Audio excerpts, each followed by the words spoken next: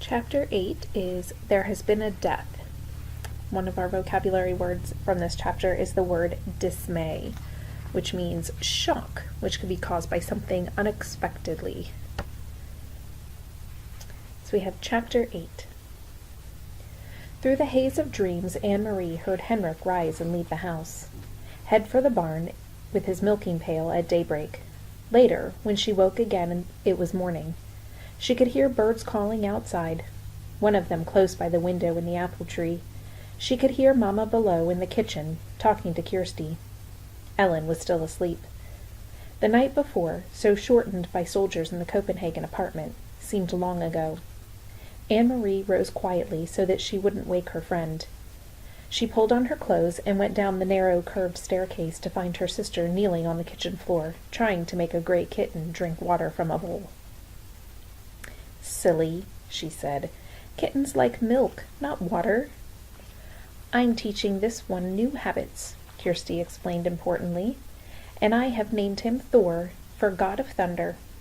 Anne-Marie burst out laughing. She looked at the tiny kitten, who was shaking his head, irritated at his wet whiskers, as Kirsty kept trying to dip his face into the water. "God of Thunder," she said. "He looks as if he would run and hide if there was a thunderstorm." "He has a mother someplace who would comfort him, I imagine," Mamma said. "And when he wants milk, he'll find his mamma." "Or he could go visit the cow," Kirsty said. Uncle Hendrik no longer raised crops on the farm, as his parents had. He still kept a cow who munched happily on the meadow grass and gave a little milk each day in return. Now and then he was able to send cheese to Copenhagen to his sister's family. This morning, Anne-Marie noticed with delight Mamma had made oatmeal, and there was a pitcher of cream on the table. It was a very long time since she had tasted cream. At home, they had bread and tea every morning. Mamma followed Anne-Marie's eyes to the pitcher. "Fresh from Blossom. Henrik milks her every morning before he leaves for the boat."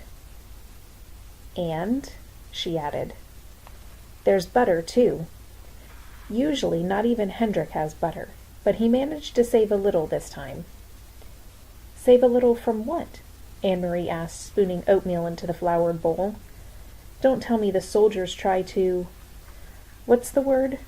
Relocate butter, too?" She laughed at her own joke.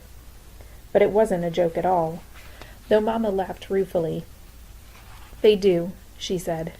"They relocate all the farmers' butter right into the stomachs of their army. I suppose that if they knew Henrik had kept his teeny bit, they would have come with guns and marched it away, down the path." Kirsty joined their laughter as the three of them pictured a mound of frightened butter under military arrest. The kitten darted away when Kirsty's attention was distracted, and settled on the window-sill. Suddenly, there was this sunlit kitchen, with cream in a pitcher, and a bird in the apple tree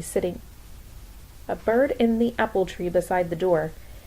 Out in the cataract, Uncle Henrik, surrounded by bright blue sky and water, pulled in nets filled with silvery fish.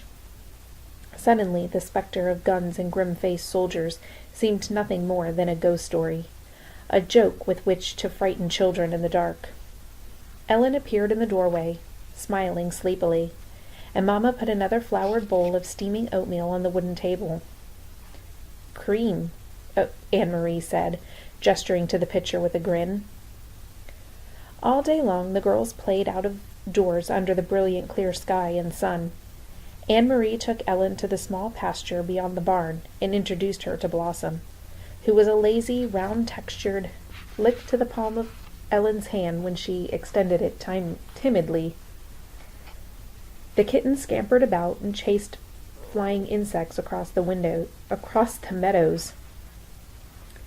The girls picked armfuls of wildflowers, dried brown now by the earthly fall chill, and arranged them in pots and pitchers until the tabletop were covered with their bouquets.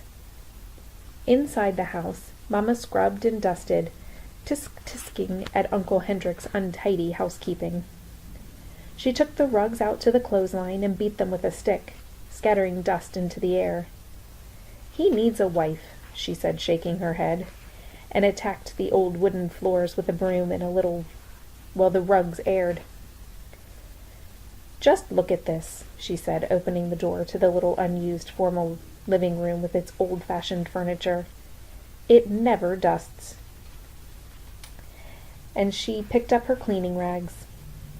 "And Kirsty," she added, "the god of thunder made a small rain shower in the corner of the kitchen floor. Keep an eye on him." Late in the afternoon, Uncle Henrik came home. He grinned when he saw the nearly cleaned and polished house, the double doors to the living room wide open, the rugs aired, and the windows washed. "Henrik, you need a wife," Mamma scolded him. Uncle Henrik laughed and joined Mamma on the steps near the kitchen door. "Why do I need a wife when I have a sister?" he asked in a booming voice. Mamma sighed, but her eyes were twinkling. "And you need to stay home more often to take care of the house. This step is broken, and there is a leaking faucet in the kitchen, and—" Hendrik was grinning at her, shaking his head in mocking dismay. "And there are mice in the attic, and a brown sweater has a big moth hole in the sleeve, and if I don't wash the windows soon—" They laughed together. "Anyway," Mamma said, "I have opened every window, Hendrik, to let the air in, and the sunlight. Thank goodness it's such a beautiful day." "Tomorrow will be a day for fishing," Hendrik said. His smile disappeared. Anne-Marie, listening, recognized the odd phrase. Papa had said something like it on the telephone. "Is the weather good for fishing, Henrik?" Papa had asked. But what did it mean? Henrik went fishing every day, rain or shine. Denmark's fishermen didn't wait for sunny days to take their boats out and throw their nets into the sea. Anne-Marie, silent, sitting with Ellen under the apple tree, watched her uncle. Okay, so as we continue to read this section, I want you guys to be noting in your journals, what is Anne-Marie noticing in the conversation between the two adults, and what opinion have you formed?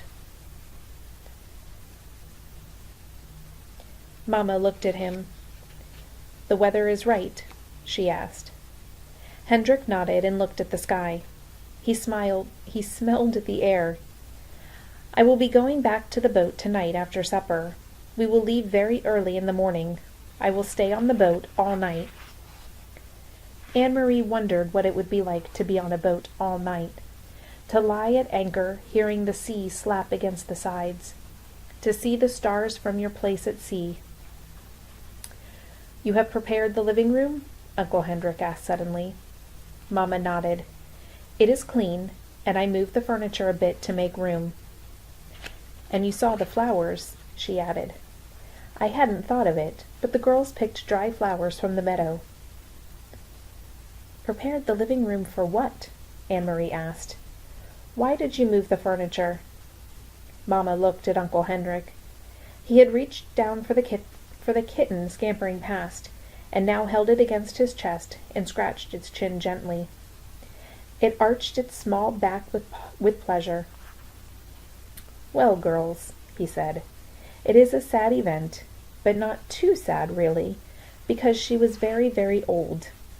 There has been a death, and tonight your great-aunt Bertie will be resting in the living room, in her casket, before she is buried tomorrow. It is the old custom, you know, for the dead to rest at home, and their loved ones to be with them before burial." Kirsty was listening with a fascinated look. "Right here?" she asked. "A dead person right here?" Anne-Marie said nothing. She was confused. This was the first she had heard of a death in the family. No one had called Copenhagen to say that there had been a death. No one had seemed sad. And, most puzzling of all, she had never heard the name before. Great-Aunt Bertie. Surely she would have known if she had a relative by that name. Kirsty might not. Kirsty was little and didn't pay attention to such things. But Anne-Marie did. She had always been fascinated by her mother's stories of her own childhood. She remembered the names of all the cousins, the great aunts and uncles, who had been a tease, who had been a grouch, who had been such a scold that her husband had finally moved away to a different house, though they continued to have dinner together every night. Such wonderful, interesting stories, filled with the colorful personalities of her mother's family.